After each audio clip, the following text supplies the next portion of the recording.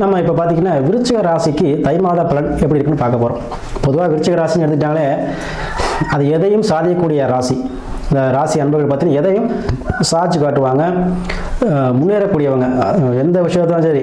அதாவது டெலிவிஷனில் வரக்கூடியவங்க, அதாவது நம்ம அந்த யூடியூப் இந்த மாதிரி தகவல் தொடர்பு சாதனங்கள் அதில் வந்து பப்ளிசிட்டி ஆகக்கூடியவங்க ஏன்னா பார்த்தீங்கன்னா இந்த விருச்சிக ராசி நண்பர்கள் தான். ஸோ அவங்களோட கற்பனை திறன் நிறைய அதிகமாக கொண்டவங்க. எல்லாருடைய ஒரு ஒரு ஒரு பாதை தேர்ந்ததால இவங்க ஒரு பாதை தேர்ந்தெடுத்து போகக்கூடியவங்க, அதில் வெற்றி காண்பாங்க.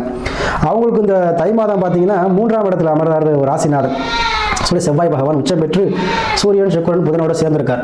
ஸோ 3ஆம் பாவம் சொல்லக்கூடிய பார்த்தீங்கன்னா உங்களுக்கு இடமாற்றம் குறிக்குது.